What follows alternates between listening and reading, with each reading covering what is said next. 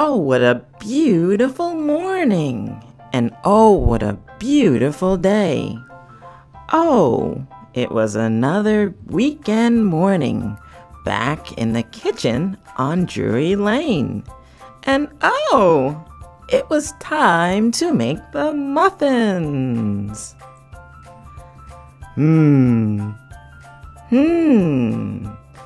Perhaps you can help me. Maybe you can help me find out what to do with this big piece of barley. Barley, they call it. While I'm baking these muffins here, I thought that I'd experiment and discover new ways to make breads and bakery items, starting with this simple piece of barley. It looks rather interesting, doesn't it? Well, barley is a healthy, high-fiber, high-protein, whole grain boasting numerous health benefits. When cooked, barley has a chewy texture and nutty flavor, similar to that of brown rice. Barley is often available in natural food stores in the bulk bins or in the baking section. Some other grocery stores stock barley in the natural foods aisle or next to the beans and lentils. But oh, my muffin! Let's not forget to check on the muffins. Do you think that they're cooking well or almost done? Ah, there they are. They look like they're almost done. But I think I have just enough time to tell an old story involving the use of barley. Now this story talks about the use of barley cakes, to be exact. And it's so exciting. You see, many years ago, foods made with barley were considered to be a common and lowly food, and many considered them only fit for the poor and humble to eat. Particularly, there was one cake named a round cake of barley bread. In fact, it was considered vile by some to eat because it was so simple and common. Oh my! In ancient times, cakes made of barley didn't have any gluten content or even any wheat, so they didn't stick together like wheat bread and were just unleavened loaves. They were considered something called uga, or just a lowly unleavened roasted dough eaten by the poorest of the poor. Oh my.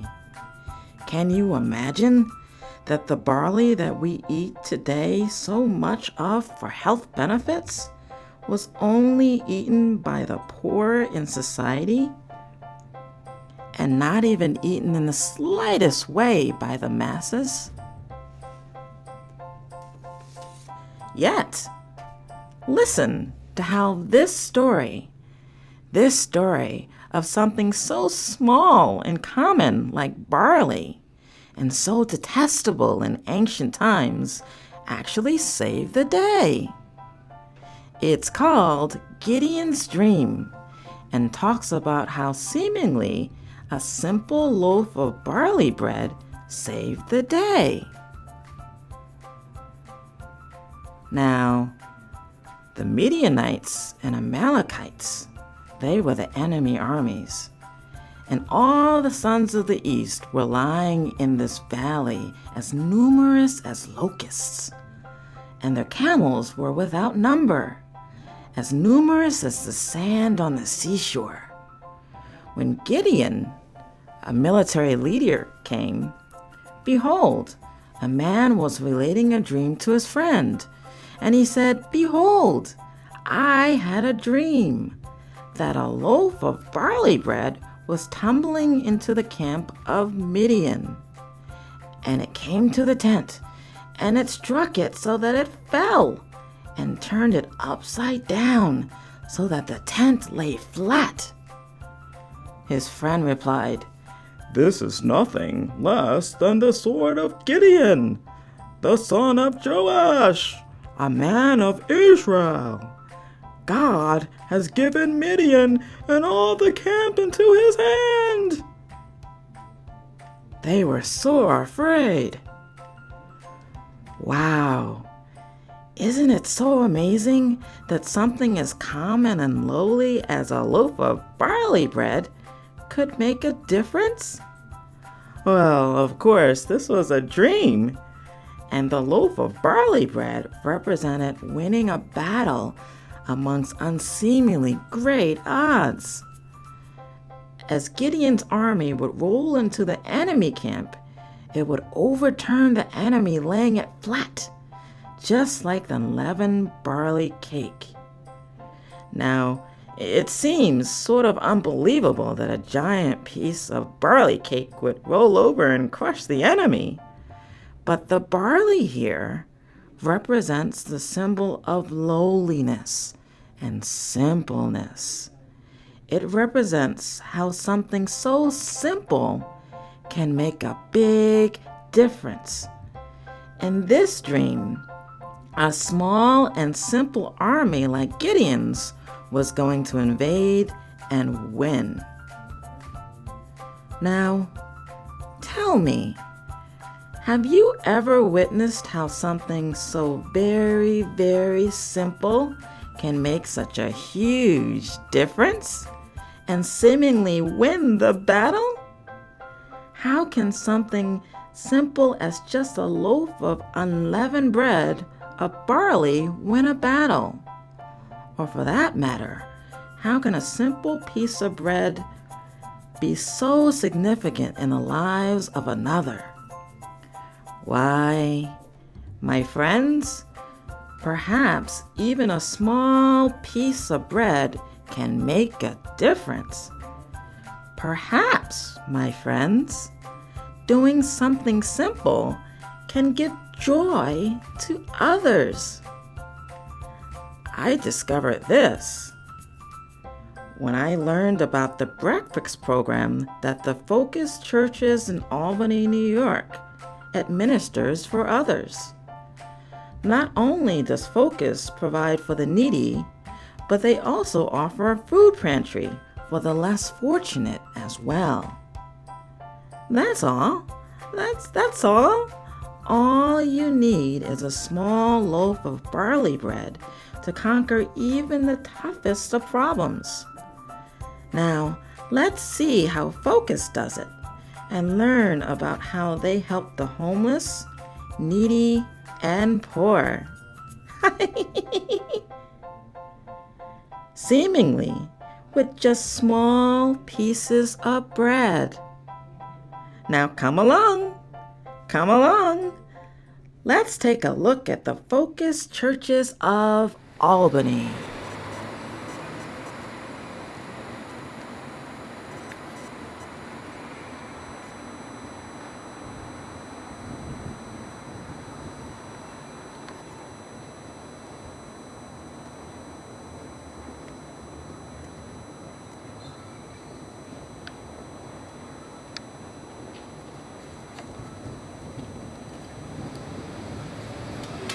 Is it?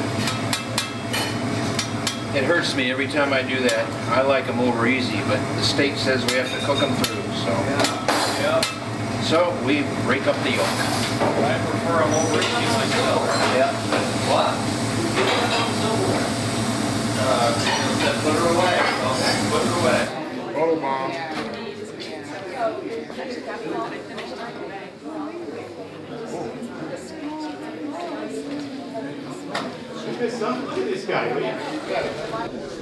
My name is Jim Ketchum, and I am the Executive Director of Focus Churches of Albany. I am an ordained pastor, American Baptist, and this year Focus is celebrating its 50th anniversary as an agency.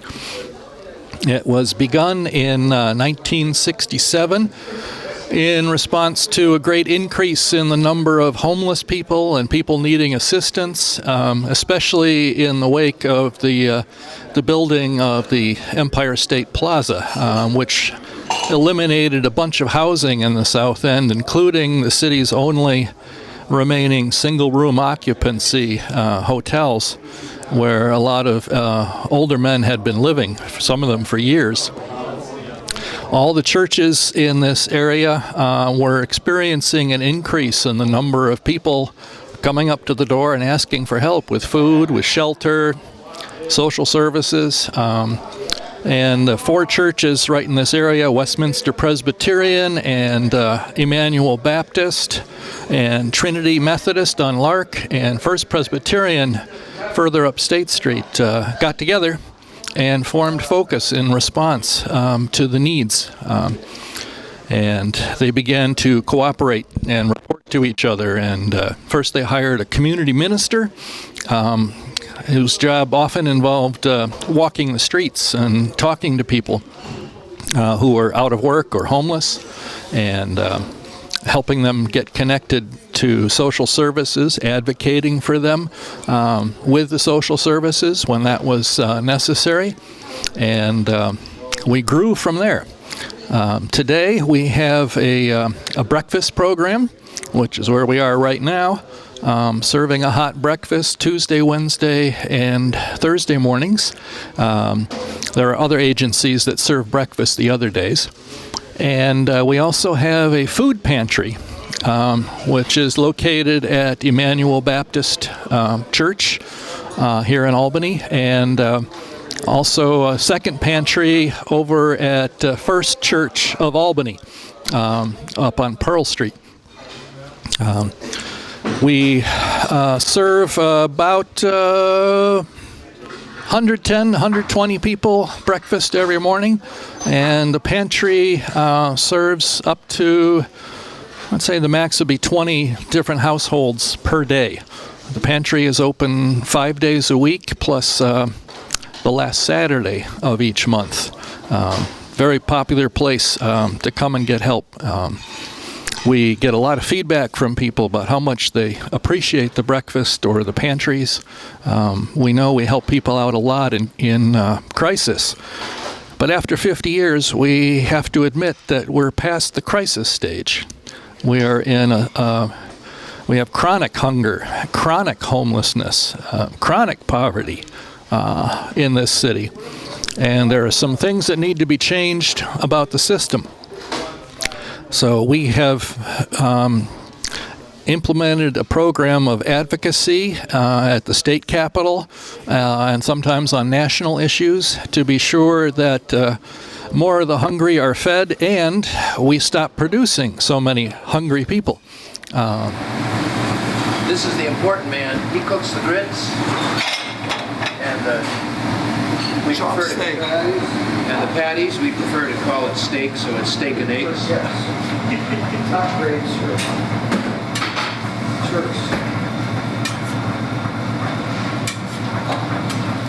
And we'll serve no steak before it's done. That's right.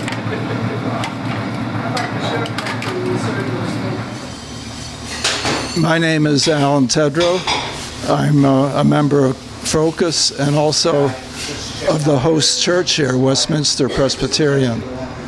On Thursday mornings, our menu here is eggs over, and they have to be well done. Unfortunately, we can't do easy over because the state requires that we cook them thoroughly just for safety purposes. We also serve a meat course, which is hamburger, beef. We call it chop steak. And then also we do hot grits, which all have to be prepared and ready to go when our guests come in at 7 o'clock. So our day starts here at around 6 o'clock when the volunteers start showing up here at the kitchen. And we have to get everything rolling, start cooking the meat, get the grills warmed up to be able to cook the eggs. And we just dive in. Typically when the doors open at 7, where we do have a few people waiting, and so there's an initial rush, and we try to be prepared for that so they won't have any waiting.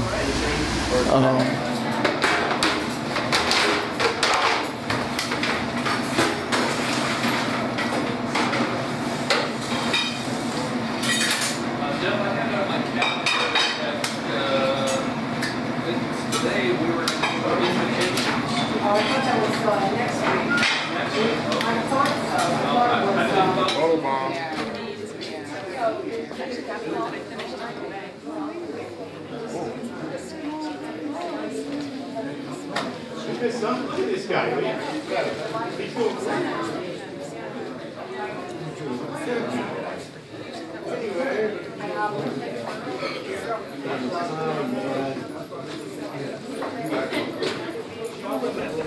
Hi, my name is Kate, and I have been a volunteer with the Focus Breakfast Club for about 3 months.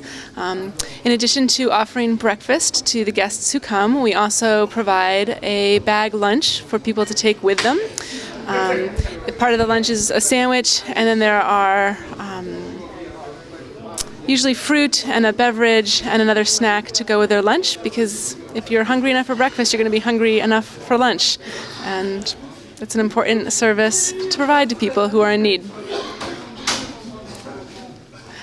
One of the other things that I like to do when I'm here and I am between giving out lunches is I like to knit. And I'm working on making scarves because it's cold outside and people need a scarf to stay warm.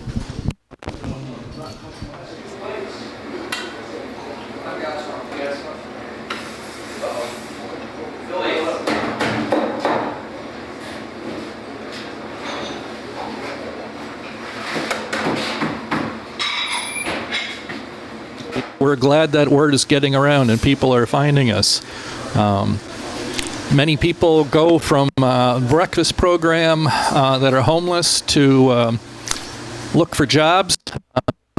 Some of the homeless people we work with have jobs on the side, like shoveling snow or mowing grass or those kinds of things, especially for the churches and businesses in the Capitol Square neighborhood here. So we meet a whole variety of people, including the homeless here.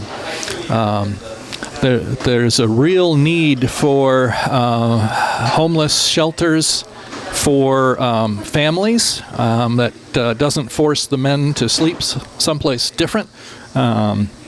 When the family is still intact. We need more beds for mothers with children, period.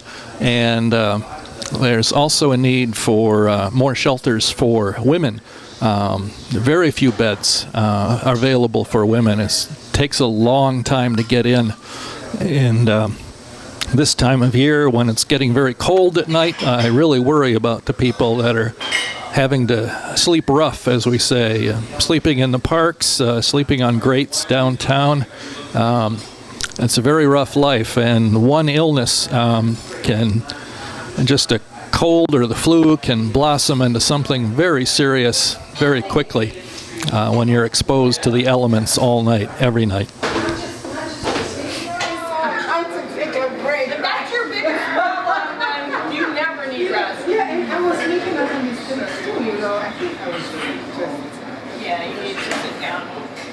Do nothing. Recharge. Yeah. Well, it's good to see you. No, good to see you. Oh, Mom.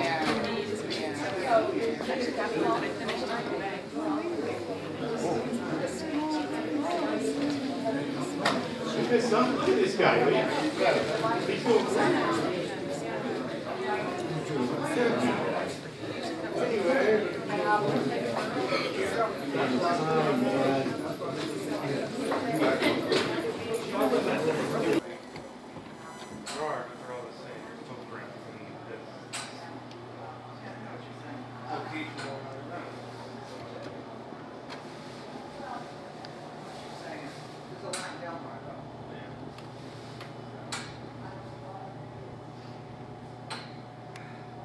getting stuff out of your car.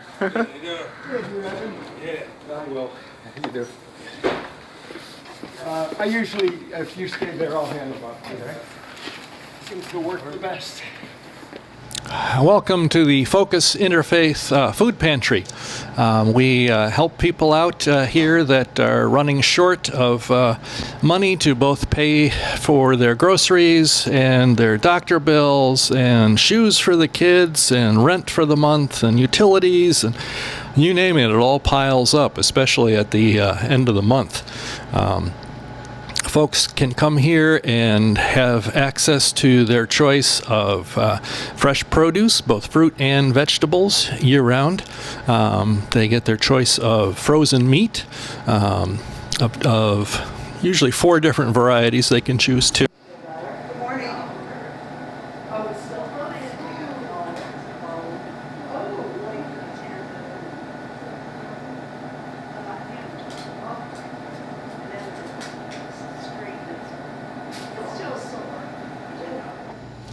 Hi, I'm Lorraine Hauk, and I'm the food pantry manager for the Focus Interfaith Food Pantry. We are open 5 days a week, Monday through Friday, 10 to 1, 10 in the morning to 1 in the afternoon, and we are also open the last Saturday of the month from 10 to 1. You can come to the pantry twice a month, and when you come into the pantry, we require ID and proof of residence. And you go through a small intake, and then you're given a client choice sheet where you can choose the food items that you'd like to have for your family. We offer stuffing and rice and macaroni and cheese, canned fruits, cereal, oatmeal, shelf staple milk, and that is milk that doesn't need to be refrigerated until you open it, which everyone does say it's very good as long as it's cold. We have crackers for soup and tuna fish, assorted juices, canned vegetables, different odds and ends, hash, beef stew, peanut butter and jelly, spaghetti sauce. This week we have some Worcestershire sauce and vegetable oil, and we also have personal care items, and we always have some extras. We have cake mix, pancake mix with syrup, different assorted meats.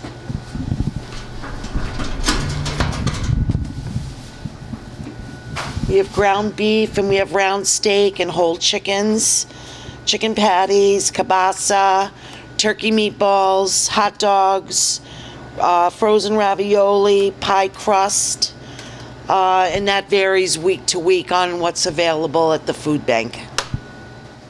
Hi, I'm Paula Hennessy from Albany, New York, and I've been volunteering here at the Focus Pantry for well over 5 years. The best things that's going on here is that people are coming in and leaving with a smile on their face. And the people that volunteer here are also smiling. This is what I call the best job I ever had. People come, they need something, and I'm able to give it to them. And it's such a wonderful feeling. You got a great back.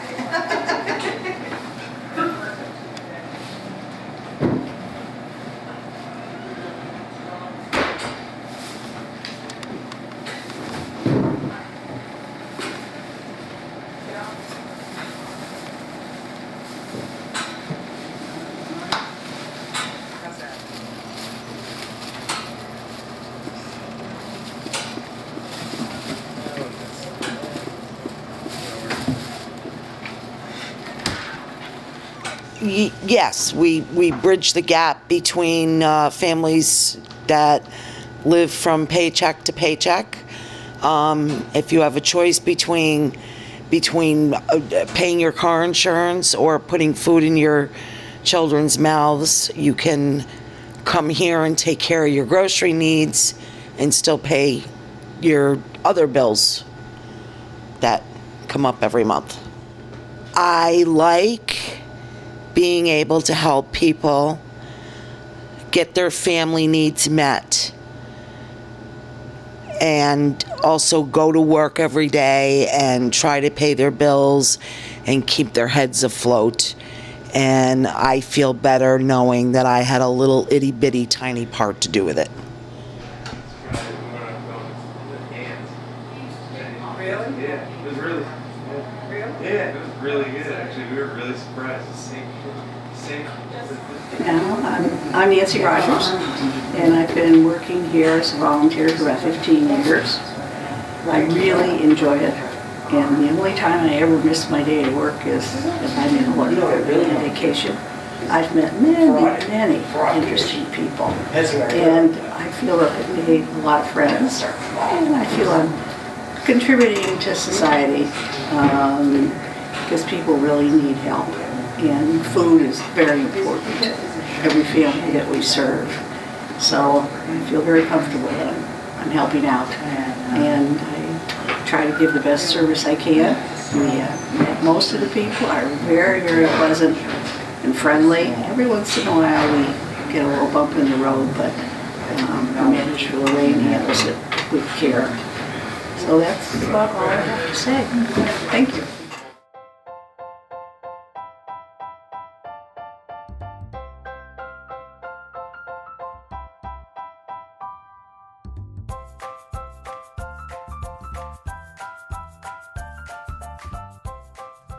Well, welcome back. I'm still trying to bake the muffins. But finally, I think we're finished. I hope you enjoyed our show today. If you would like to make an order or donate muffins to charity, then please go to the website listed below. With every muffin order, we donate muffins to the charity of your choice. I call it giving your dough to charity. I also encourage you to donate directly to the featured charity today by going directly to our website and getting their information. Thank you very much for watching, and keep on dancing through life by giving to others through love. Let me finish baking these muffins, and see you next time.